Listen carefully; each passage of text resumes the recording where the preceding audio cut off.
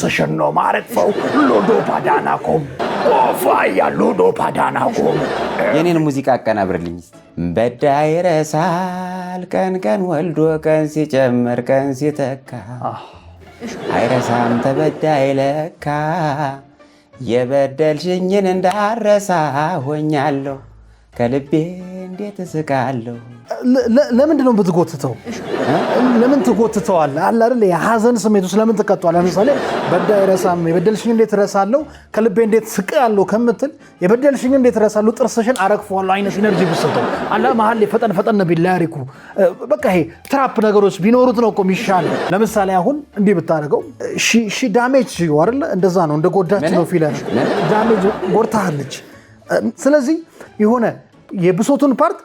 ዋው ተለና ታስገባለታለህ በብለሻ